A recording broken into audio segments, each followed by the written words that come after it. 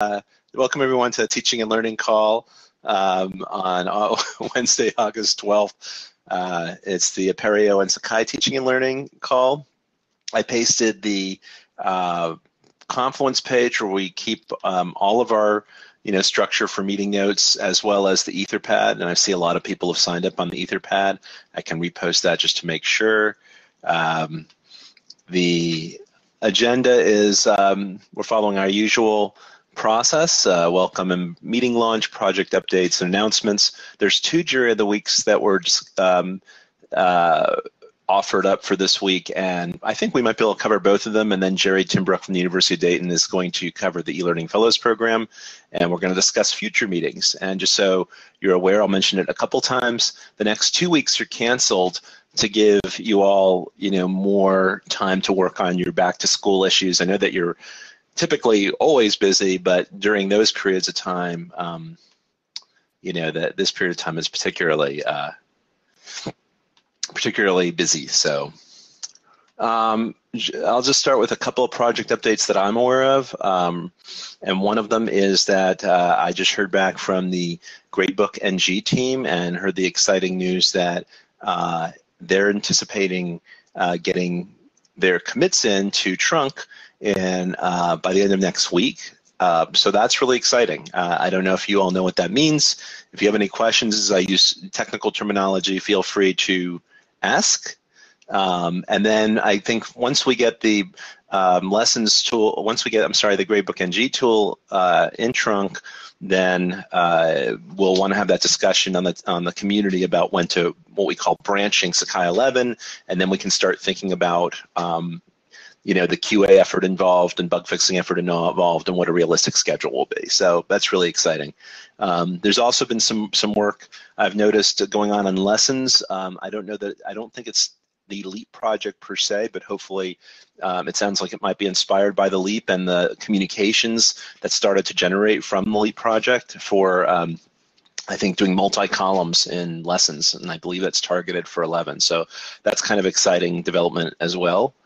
So I don't know if are there any other project updates or announcements or clarifications? And I see Louisa Lee wrote, Charles Hedrick has been working on lessons, although it is not complete yet. I encourage you to take a look in Trunk. Multiple column will be in. Yeah, that's really cool. Thanks, Louisa. That's pretty exciting. And obviously, it's going to take a huge QA effort on lessons, so we will need a lot of QA resources. We'll have a ton of QA to do with Gradebook, the integration with Gradebook with all the tools, the lessons, and the integration with lessons and all the tools. Oh, sorry, Rory. Sounds like you got something going on there. I hope that's just a test of the fire alarm there at Texas State and not the real thing. Any other project updates?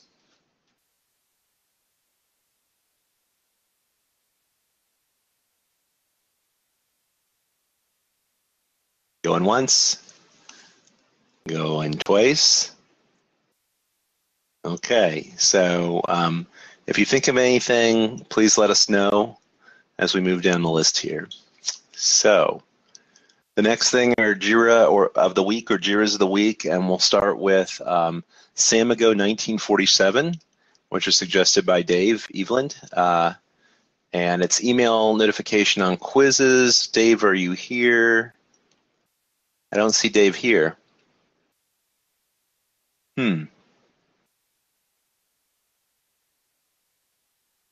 Jerry, you have good news on this one? Okay, go ahead.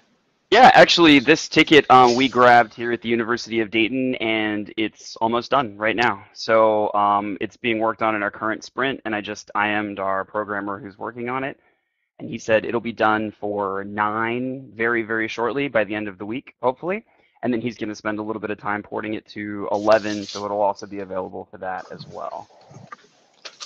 Wow, that's great. Thank you. That's an awesome update. So if you guys have any questions about that, feel free to shoot me an email. And I think Leonardo, our programmer, just because I yelled at him, took over the ticket on, yep, he did, on JIRA. So he's put that into the main JIRA and a link to our JIRA, I think. So you guys should have that out there soon. That's terrific. Thank you. So that's great. Let's see what happens in the next one. Maybe we'll be lucky on the next one too. Will it be ready for 2.10? So we're on 9 right now, and we're skipping over 10 entirely, but we are going to port it to 11, so it could be back ported to 10. I would have to talk to our programmer to see if that's in his building plan as well. Are there a lot of folks out there who would need it for 10? I know Dave would be concerned about 10 because that's what we're using at LAMP. And so, yeah. Perfect. Thank you for the perspective there, Terry. I will put that in our local JIRA to let him know that he has another version to worry about too. Glad I could help.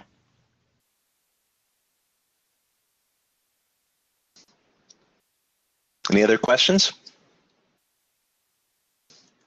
Okay, cool. So the next one is Sakai 25990, and this one is assignments. Student with no previous submission cannot use resubmit.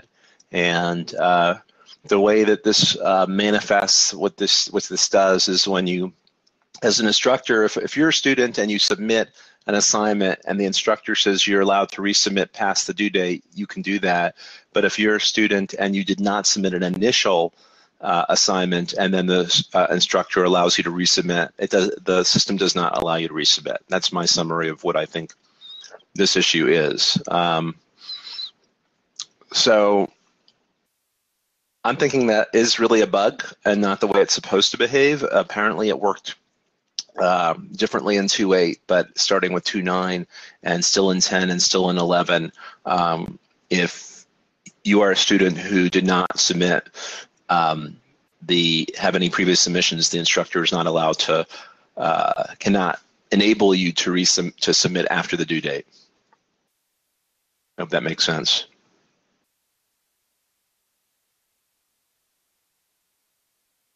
So Terry writes, mostly involves a date change in the settings. Oh, you're working on that one too, Jerry? Oh, okay. I don't know how you picked 2 that we're working on in our current sprint, but yeah, I just looked at our swim lane and it is in there. Let me see where it is. Okay. Actually, it's awaiting QA, so apparently it's done and just looking for us to get in there and mess with it. So let me just read the comments in here. Individual students resubmission date to override the accept until date for that particular student. So I think that speaks directly to the ticket you guys are talking about right now. Wow. Okay. That's terrific. I mean, you might as well just throw a third one in there and see if yeah. yeah. on board too. Yeah, so I'm looking through the comments and I don't see plans to throw that one to 11, but I'll go ahead and make sure that since you guys are interested in this, that we do 10 and 11 for that as well. Okay, cool. That's kind of why I brought it up, just to make sure. It seemed to me like a no-brainer, because if you're the instructor and you want to allow a student to submit, I know that from my experience, typical model is if instructors want to have a power to do something, we want to give them that ability. So this seemed like kind of restrictive. We actually had one question that we made a decision on, so I would be happy to share that with you guys. It may not be what you guys were looking for, but there is a case where a student has not submitted. So currently, if a student has not submitted, it won't allow an instructor to allow a resubmit because it's not really a resubmit. But through the testing that we've done as far as user experience goes, faculty don't see it that way. They think that they should be allowed to say, even if a student hasn't submitted, if I'm giving them a resubmit past the due date, it should still allow them to submit it. So that we've made it so that an instructor can give a resubmit to a student past the due date who has not originally submitted that. So that might be something that might not work at some local institutions, depending on your policies.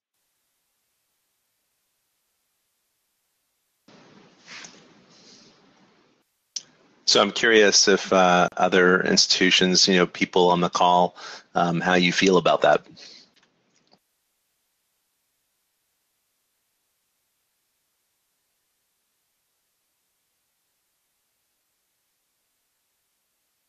The instructor can still change the submit or accept until date. I'm not sure if that's addressing a problem that's not really there. Well, except the accept until date would allow it for all the students taking the assignment versus targeting specific students they want to extend, right?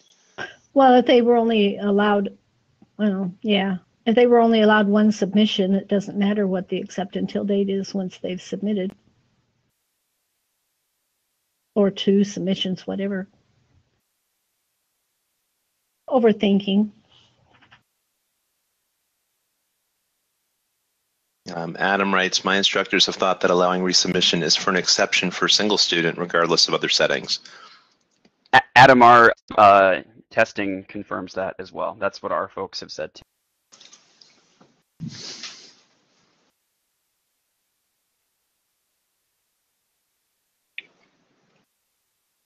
And Louisa writes hours too, and that's from Marist.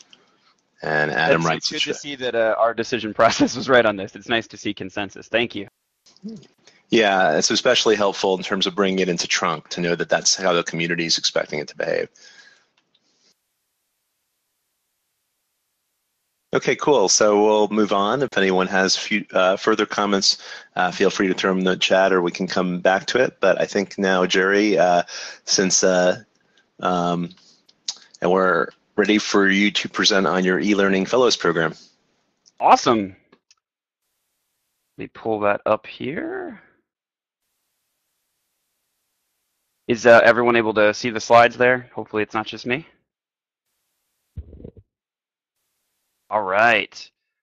So hi, everybody. I'm Jerry Timbrook at the University of Dayton, and I'm going to talk today about our e-learning fellows program. So I'll start out by saying that I think one of the biggest mistakes that we made was calling it the e-learning fellows program because somebody heard that and they said, oh, we can just abbreviate it ELF, and that has stuck the entire program. We've been running it for 4 years. And I really wish that we had come up with a slightly better name so it wouldn't get reduced to ELF, but that's what it is. So our e-learning fellows program.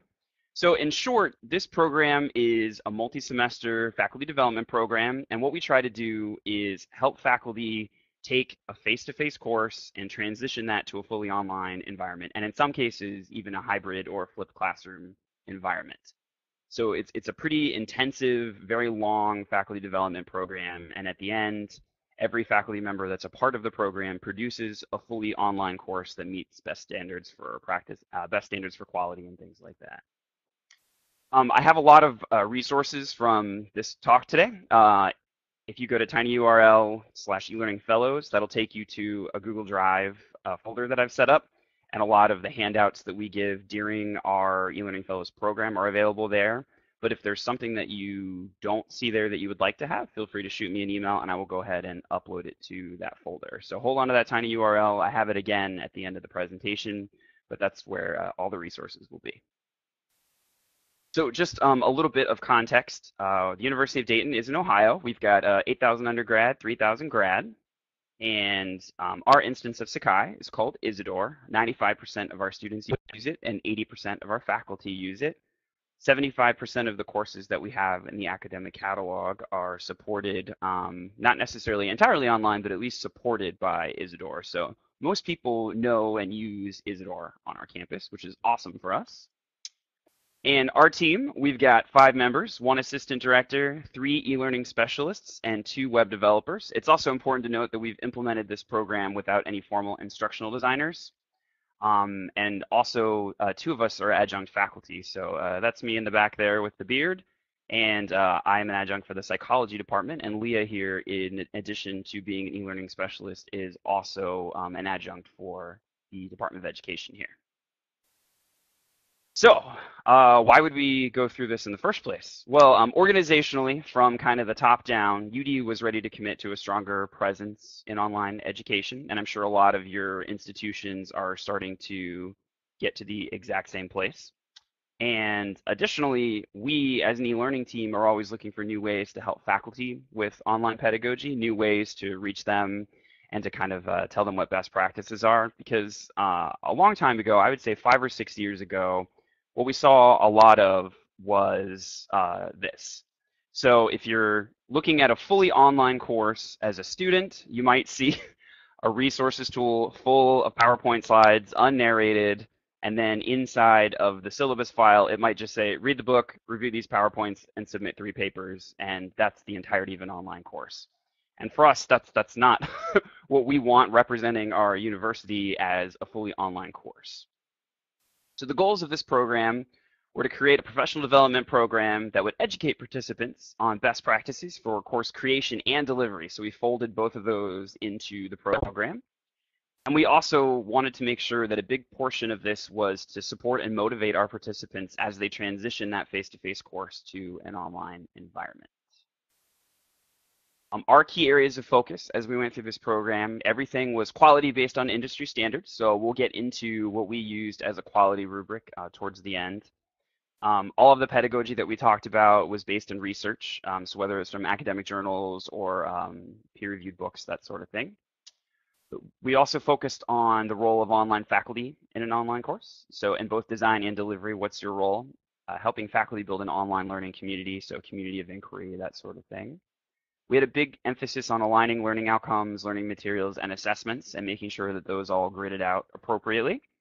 And also implementing accessible and universal design and making sure that these courses that faculty created were sustainable, meaning that when they moved from one semester to the next, they didn't have to do a lot of housekeeping to get it ready for the next semester. They could put a lot of work in up front, and then it's something that could go without needing too much work. So here are the gritty details of the program. So we have 12 to 15 faculty that are selected each year to participate in the ELF program. For the first 2 years, deans and chairs from across campus nominated folks, and we pulled from a pool of nominations. And we found that we were starting to get way too many applicants after the first 2 years, so we switched to an application process. So although chairs and deans still had to approve people who were interested, because it's going to be a big commitment, we wanted to make sure that chairs were on board with their faculty spending that much time with us. We also had them complete an application to show us what they had done in the past as far as online learning and what their interest was in transitioning this particular course. So when we select faculty, we have a huge focus on diversity. We want a variety of departments, making sure everybody's represented. We get both graduate and undergraduate courses. We take people who have experience with Sakai and people who don't have any experience with Sakai. We'll take hybrid and fully online instructors. We also took on major curricular differences. So the law school traditionally is completely separate from the rest of the university, but we invited them to come as well, even though they work on an entirely different academic calendar. And we accepted a variety of job standings, so full associate, assistant professors, as well as lecturers. So we wanted a big, diverse group of people to really help out that cohort feeling. So each faculty member was assigned a specific course, and this is typically determined by the dean or the department chair in an effort to help it meet a strategic goal of the department. So as an example, we currently have a faculty member who's taking an intro theater course and transitioning that online. And what she's going to be able to do is hand that course off to a couple of adjuncts, and she's going to oversee it. But it was a strategic goal of that department to transition this intro course fully online. So it was something that she was a faculty member that was selected because she knows the content very well, and it was a class that was selected because it met a goal the department had. And we do have the expectation that after completing the program, they are going to teach this online within a year. So that's a promise we like to get from the department chair. So at the very beginning, we made it very clear to participants that they're going to be committing a minimum of 100 hours of work to us over 2 semesters, which I know sounds really, really daunting and might make people run away screaming. But they were compensated for their participation. Around $3,000, and when they finished, they were given an assertion of completion for their promotion and tenure file. And I see Louisa in the chat is bulking at 100 hours, and if you think about it, if you really are training someone on the learning management system, training them on can you guys hear me okay?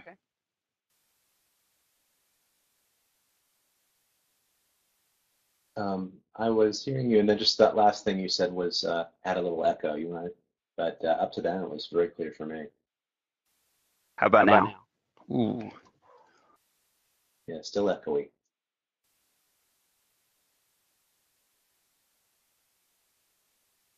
Test, test, test. How about now?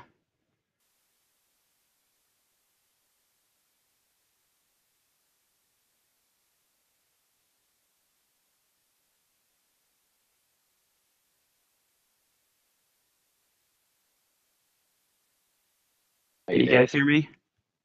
Okay, now yeah. Is there still an echo? Not too bad. Okay, I'm not for sure what happened. The audio wizard just popped up. But I'm going to keep going here. So, oh my gosh, I'm hearing myself. Hold on one second.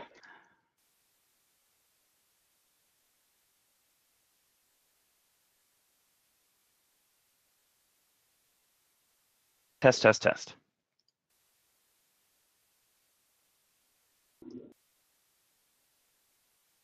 How about now? Works.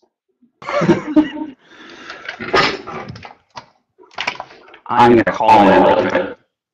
Yeah, there is a call-in option. If you need that, it's towards the top of the chat. I can repaste it here.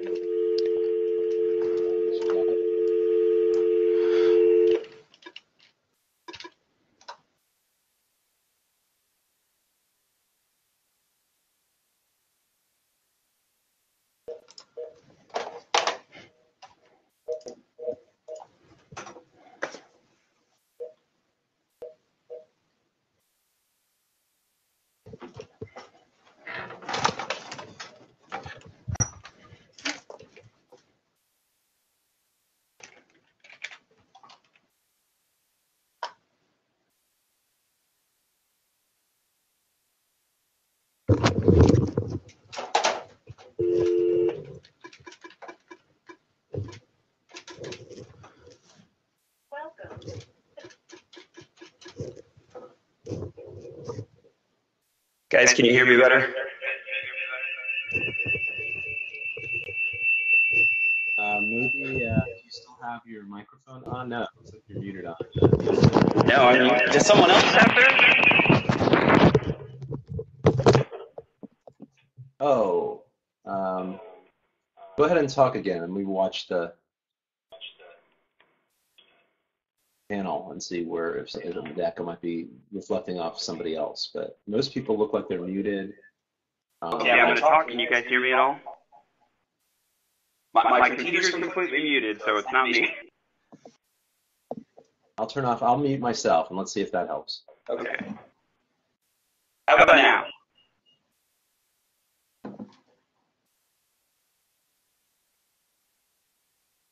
Man. Is this any better?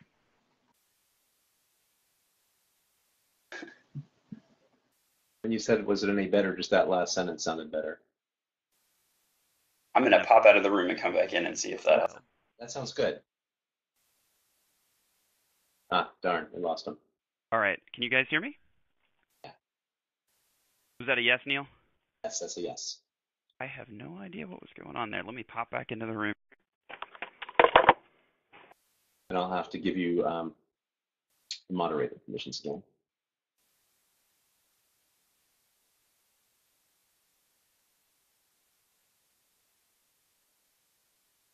Are you guys still there? Yeah. All right. I don't know if you have to re-upload your slides. Or Nope, we're right here.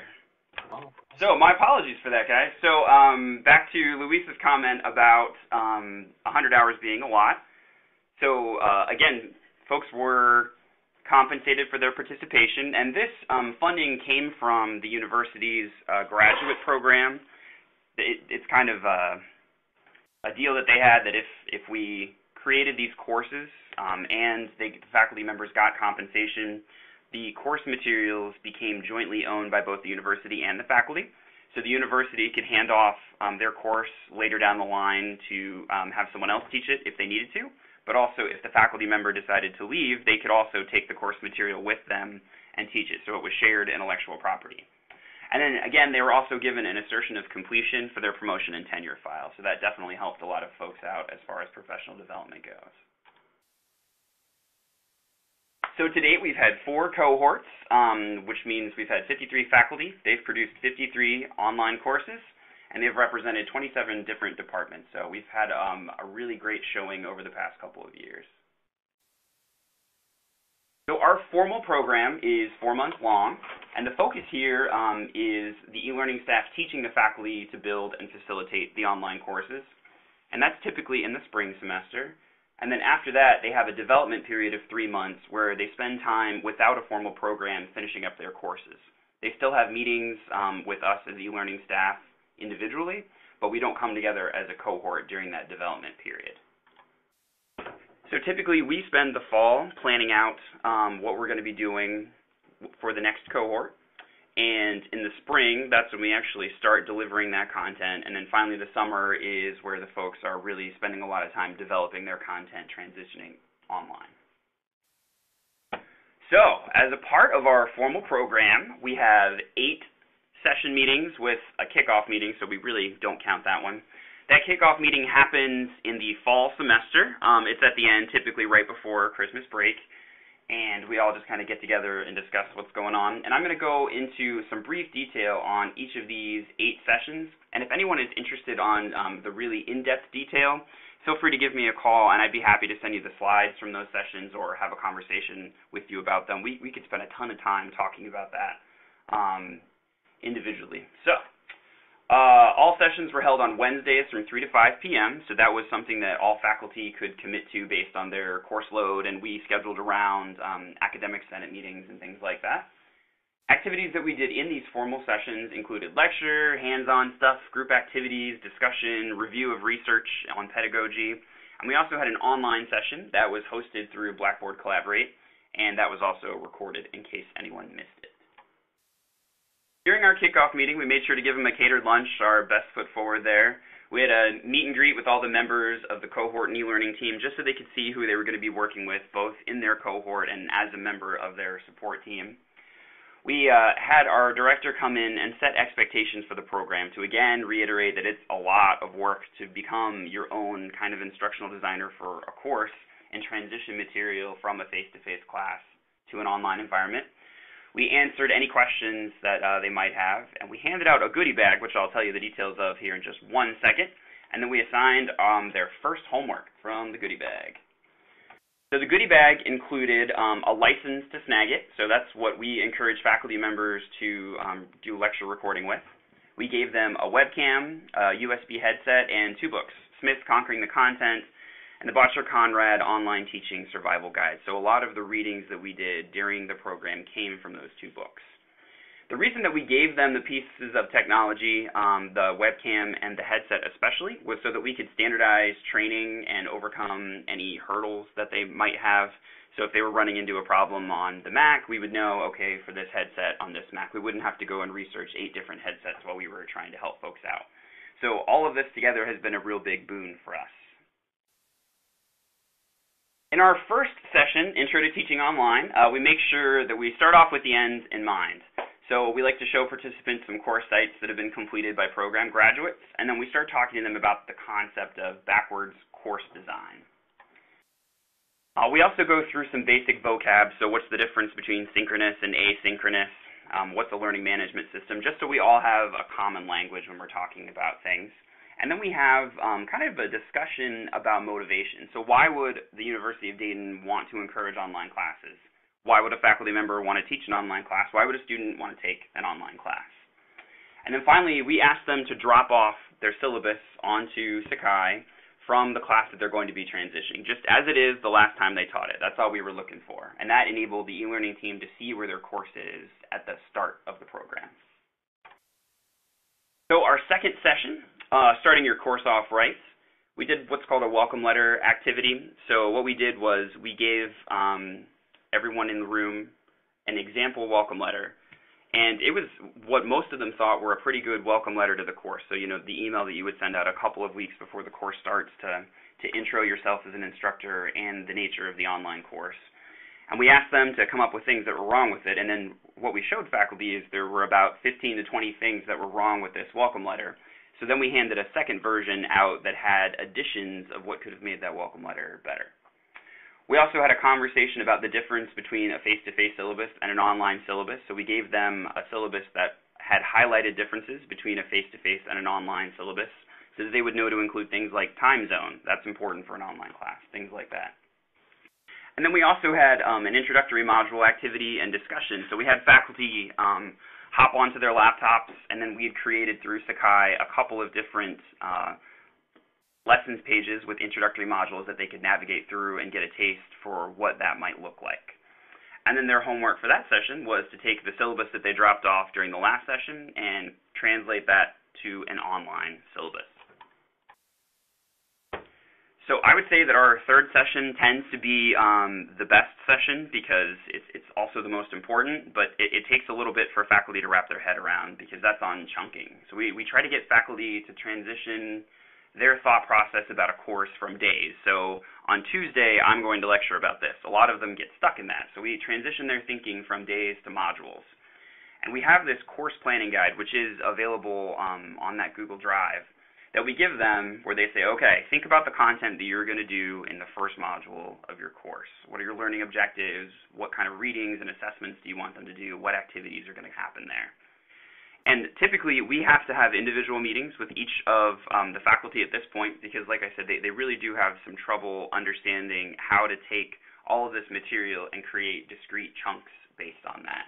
But once we get them past that point, they have a better understanding of the online environment and what that's going to look like. So we found that this course planning guide really helps them out, and this is also the homework that we assign for that session. In addition to chunking, we also talked about accessible course design, ADA, and things like that during that session.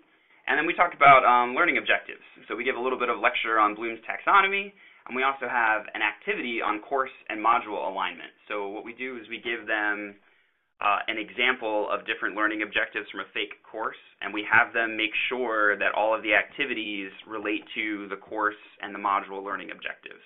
And then we have them go through and create their own learning objectives for the first module and make sure that they have their course module learning objectives done. And then make sure that all of those align out, that all of the activities and the readings that they have speak to those as well. So that's another true component of the success of this is when all of those things align to the learning objectives. So our fourth session is on engaging online students, and appropriately that is a session that's fully online. So we've met in person previously, but this is our online meeting. So we did that through Blackboard Collaborate. And we kind of go through a discussion and the difference between content delivery and content facilitation. So what I showed you, that example at the beginning of people putting PowerPoints into the resources tool and just leaving them there for students to find, that's just delivery. And there's a good quote that says, you know, yes, faculty are responsible for the delivery of content, but if that's all they do, they're no different than a UPS driver. So they have to actually facilitate that as well. And we give them a lot of examples of engaging activities, engaging online assignments, engaging lecture videos, what do you do during office hours, what are some different technology tools that you can use to facilitate online engagement. And then we have kind of an activity brainstorm where we have them come up with some activities for the course that they're doing face-to-face. So we all kind of workshop those together in that online session. We try to get them over a lot of them are afraid to be on camera for the first time. So I kind of use a self-deprecating example. That's me and that picture there. Some of the feedback that I'm the one, that's this one, not that guy. That's a professor of ours in office hours in his office. But when I was creating online lecture videos for my course, I got feedback from my students that said that I wink too much, and I thought they were crazy until I went back and saw that maybe I winked 5 times per video. So that's something that I have definitely worked on a little bit, but they thought it was funny and it made them a little bit less self-conscious about being on camera to know, yes, everybody's going to make mistakes. Even people who do this professionally still have a little bit of trouble with every little detail of it. So in our fifth session, we focus on building online community, and that's a watchword for the University of Dayton. They say that community is one of the pillars of learning here. We're a Marianist institution, and the definition of a Marianist institution is learning in community. So we make sure to really focus on how do you transition that sense of community that you cultivate in a face-to-face class to an online environment. So we help them understand how to structure, foster, grade, and facilitate quality online discussion. So how do you really get that sense of community online? And then once that's done, we have the cohort show us and tell us about what they've been working on. So that way they can get some ideas from each other when they see something neat that one faculty member in a different department is doing. And if 1 or 2 of the folks in our cohort are falling behind, they can see all of the work that the other faculty members have done, and that motivates them to move a little more at that point. In our sixth session, right before that, as homework, we did a flipped classroom version of FERPA and HIPAA. So we did an online lecture with a quiz after it. So we had a quick discussion of what they covered in the online lecture, and if they had any questions about it, they could ask in person. But it was also just to give them a little bit of an idea of what a flipped classroom looks like, because a lot of faculty members haven't heard of that before. So we look at different types of assessments. We have a group activity on turnaround time, and that's really interesting because a lot of our faculty call that TAT here, like a tattoo. So that's kind of become part of our vernacular now too. Whenever we talk about turnaround time, we always think of a tattoo. We also talk about the importance of providing timely and quality feedback, and we had one of our student workers make a little radio drama about their frustration with not getting information back on paper 1 before paper 2 and the final or midterm exams were due. So if anybody's interested in that, you can go and hear our kind of chintzy radio drama out there. And we also give them some examples of feedback options in an online environment, so you can kind of vary how you give feedback. You don't have to just type "good job!" ! You can use Snagit to actually go through a person's paper and give them some feedback, or you could use an MP3 recorder to give some audio feedback as you're going through a paper. And we also talk about the importance of a midterm instructional diagnostic, so feedback not just from the faculty to the students, but halfway through the course, getting feedback from the students to the faculty member. So that way, if they need to do any course correcting during the online course, they can do that. We focus on the concept of quality assurance in session 7. So we give them a reading on quality, and then they go through, do that on their own, and then we come back together and have a discussion about it. We go through a web tour of nosignificantdifference.org. So if you aren't familiar with that, it's a website that's a collection of scholarly journal articles saying that for a variety of different metrics, there's no significant difference in quality between online learning and face-to-face learning. We give them kind of an overview of industry quality metrics, so Quality Matters, there's the CSU rubric, and also we talk about our own rubric, which I'll mention here in a little bit. And then we have a guest speaker, which we always ask a person from the previous cohort to come in and talk about their experiences delivering the course that they created. Because at this point at session 7, faculty are starting to see, okay, I understand how to make all of this, but what do I really do to ensure quality when I'm delivering it? So we like to have that outside faculty perspective for them as well. And then in our very last formal session, we have kind of a finishing touches. So we have a discussion of getting a course ready for delivery, and then what delivery of an online course actually looks like, the different phases. And then we have what we call a synthesis activity. So I grabbed a whole bunch of feedback from different student feedback surveys that faculty have shared with us over the years. And we've showed that feedback individually, so piece by piece. If a student made a comment, well, we always felt like we were rushed in the modules, we would ask the faculty what they could do to fix that problem. So they would use all of the information that they've gathered from all of our previous sessions to try to provide suggestions to this fake professor on what they could do to fix their online course. So it was a little bit of using everything they've learned. We had a little program reflection. What have you learned in general? What do you think we could change in future cohorts? And then we have a final show and tell where faculty show each other where they are at that point in time. So we have our sessions every other week. So session 1 would have been this Wednesday, and then session 2 would have been 2 weeks after that. In between these formal sessions, we have what we call lab hours. So these are optional sessions that if faculty want to come and get training on the button clicks of Sakai, so if they needed help on how do you actually use the lessons tool, how do you upload a syllabus, those sorts of things, we didn't have to use our formal session time because, again, we did have people of varying LMS experience. So that way we could kind of pull those out and help them in between. So we already knew that they had that Wednesday from 3 to 5 available, so we knew that they would be able to come if they needed that help. And we had about 50% attendance at any given session, so about half of our cohort would show up. We had a formal program for the first 2 lab sessions, so we knew that we were going to cover Sakai Basics in the first one and then a little bit of Advanced Sakai in the second one. And then we had open sessions, so it was basically just like a coffee shop. We provided coffee to the faculty. They could come in, and they had 2 hours on their schedule that they could just work on transitioning their course online, and the e-learning staff would just be sitting there available if they had any questions. So those were our lab hours. So when we talk about the delivery of this program, we really put the faculty in the student role. So they used Sakai as a student. They completed homework, uploaded that to Sakai. They received feedback on their work via Sakai. So that way they could see what the student experience is like in an online environment, and also so they can get an idea of what maybe frustrates them as a student, so they can avoid those same things when they become the faculty in their own courses. So the e-learning team were the instructors, and we treated the program as a model for site structure. So we had a Sakai page, the e-learning fellows website, and we used the lessons tool. We had Samigo in there. We also made sure to use the forums to solicit feedback, and we had our online sessions that happened through the Collaborate Classroom Bridge. So we used that website in a model way to show them what that should look like. And whenever we assigned them homework, we made sure to implement all of those best practices that we were talking about. So if we gave them a homework, we would give them text instructions, but we would also record a video giving them instructions just to show them diversity in how you present things, and then give them different prompts in different ways. Sometimes it was a video recording, sometimes it was an audio recording. We tried a couple of different things. So we did structure out everything in the lessons tool, so they could go to the lessons tool and get to all of the other components of the course, the assignments tool and Samigo. They didn't have to go to the individual tools, but they could if they wanted to. So our expectations for the faculty were that they had to attend, so they had to come to at least 6 of the 8 sessions and complete all of the assigned homework. There was participation in community, so because this was a cohort, we expected them to come and actively participate in our sessions.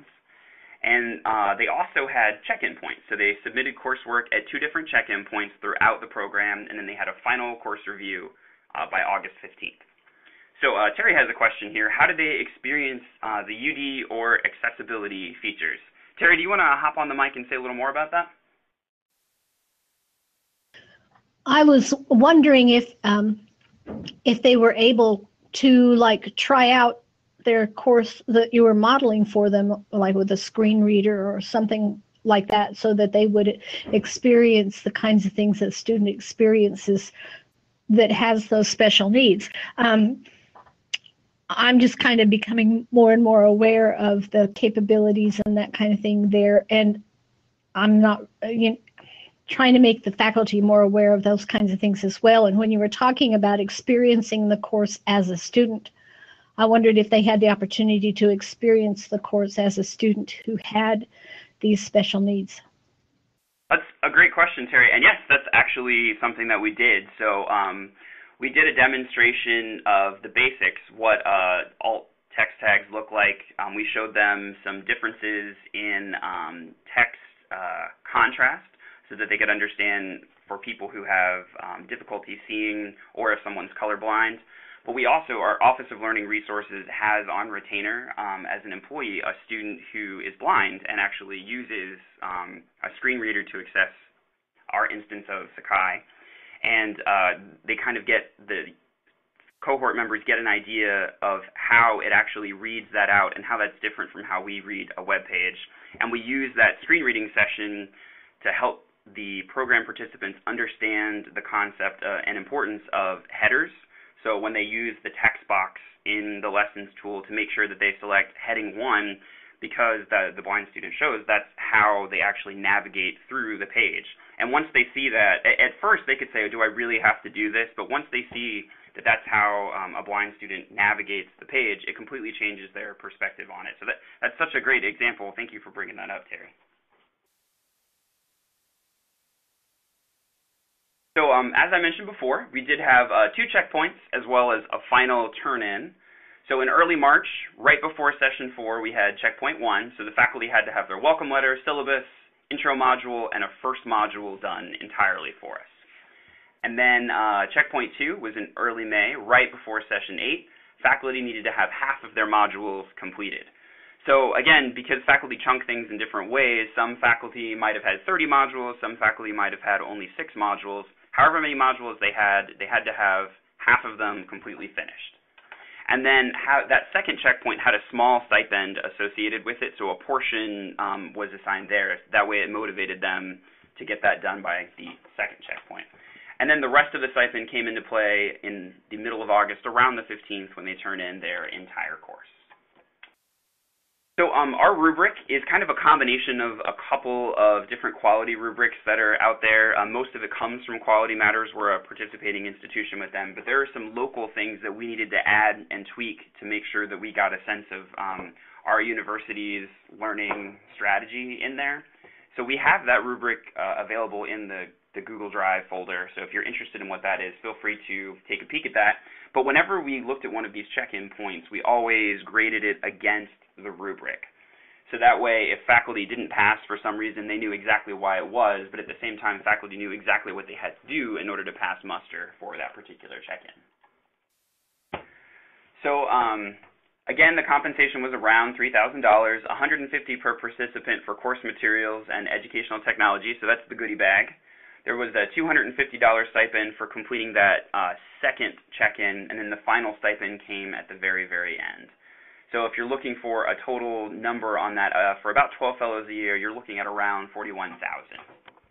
And again, like I mentioned before, this was funded by our associate provost, and faculty and our university jointly own the intellectual property rights. So what's some of the feedback that we have gotten from our faculty on this program? We make sure to capture data at 3 different points. So this graph shows you for our different first 3 cohorts, how knowledgeable are you about developing an online course? So our first cohort, they were pretty low, and you can see gradual growth over time for the first 2 cohorts. A funny thing happened for our third cohort. If you remember, we mentioned that we moved from a nomination process by chairs to an application process, and as a part of that application process, people had to put their experience with online teaching.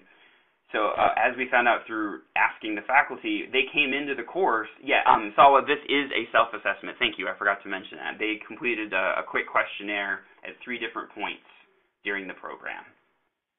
So the faculty came into our program thinking that they knew a lot more than they actually did. And this is all based on what they said after the fact in the third cohort, because they felt they completed this application. They had mentioned all of their accomplishments in online learning, and they were selected because of their accomplishments in online learning. So that they realized when they hit this number, there really wasn't a whole lot for them to grow, but they didn't really realize what they didn't know. So there's no significant difference between these 2 bars right here. They stayed approximately the same between the mid and post. And again, that was an artifact of them having thought that they knew more than they did coming in, or else you would have seen probably something more similar to the 2012-2013 cohort.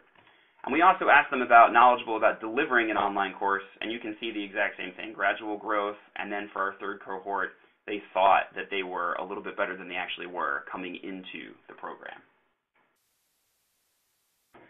So some other questions that we asked, the question that we always get is 100 hours really worth it? And in the middle of it, I think faculty would tell you that they've wanted to pull their hair out sometimes.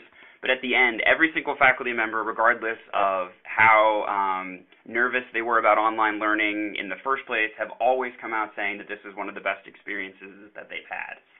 They always think that they put in a good amount of work, and we tend to agree with that. And we hope that we cultivated a place where they could share their thoughts and fears with online learning. So all of these kind of match up with what our goals were for the program. Anecdotally, faculty told us that the things that they liked the most were learning in community, being able to not only learn but master Sakai.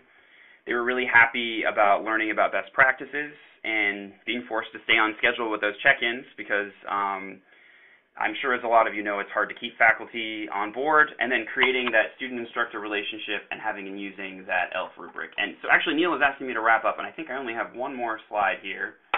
The things that have worked for us, the ELF rubric, having faculty in smaller teams, the check-in points, having that combination of a formal program and development time, and using money as a carrot, and some unplanned positive outcomes, things that weren't a part of our goal.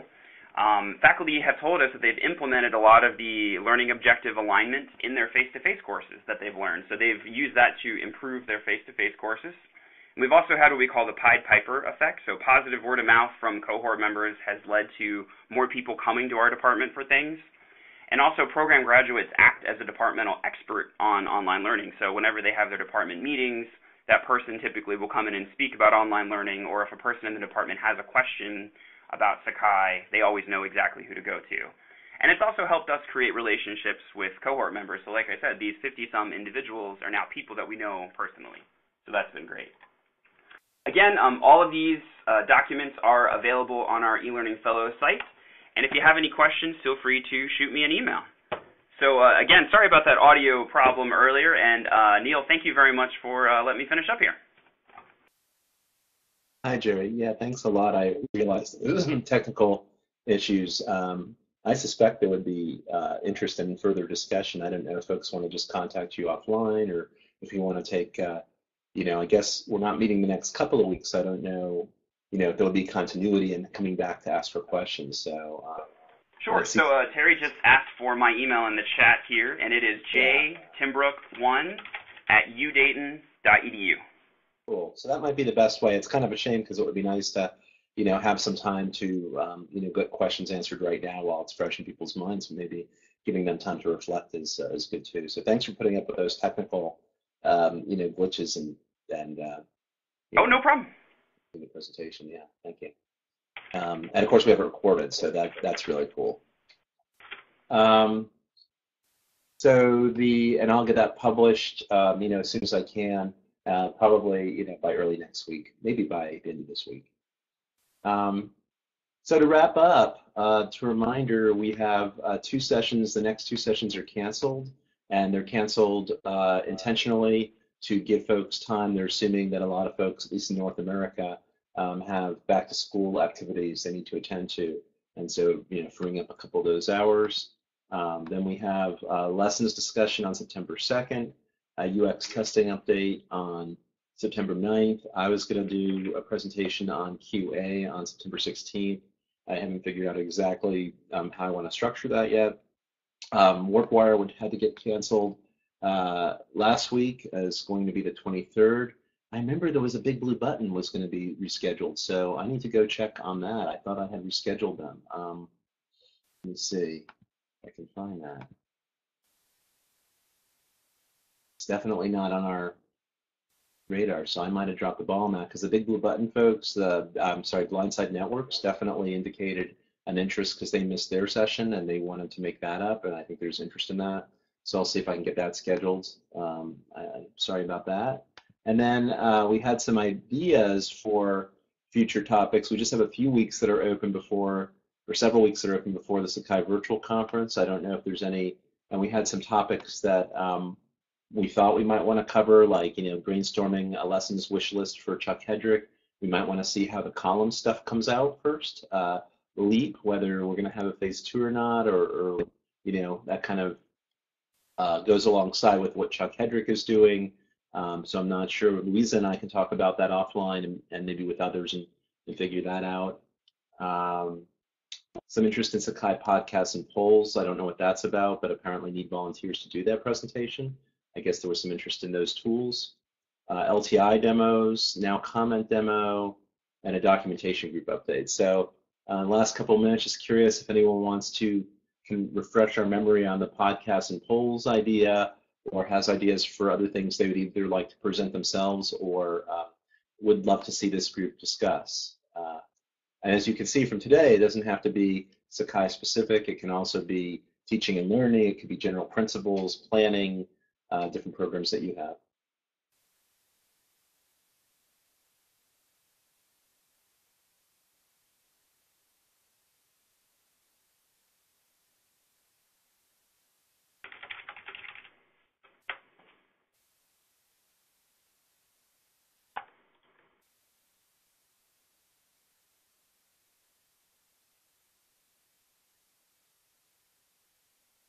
So yeah, any thoughts, any things that that are things that you would particularly like to see, or presentations you'd be willing to do from your institution, the kinds of things that you're working on?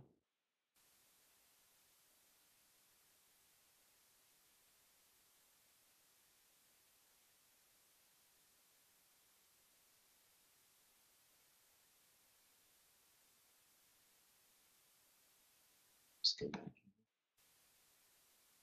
So no ideas at the moment. Okay. Okay, well that's fine if you think of anything. Yeah, it could be homework for you. If you, again, if you want to do anything that's either Sakai related or not Sakai related, teaching and learning related, or Apereo tools related, or if you have suggestions for the planners of these sessions, which is myself and Trisha and Matthew, and maybe we can go out and try and find some people willing to do some presentations. So the plans for the virtual conference, those are underway, Terry. You might have seen a call for proposals. So the team is looking for proposals on presentations, and there's planning is underway. I don't know if you have a specific question about that. And then I need to kind of wrap up and, yeah, I'm here. Do you not hear me? Hello? Hello? I can hear you, Neil. Okay, cool. All right. So anyway, yeah, maybe we can get a Sakai. Hello?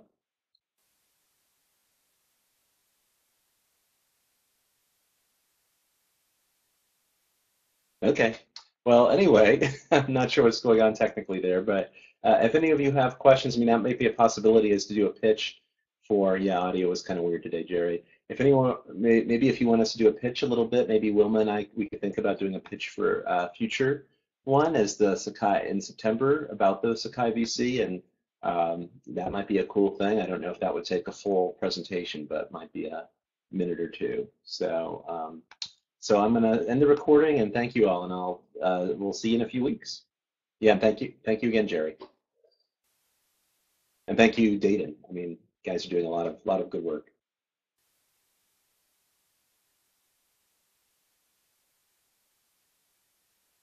And ending recording.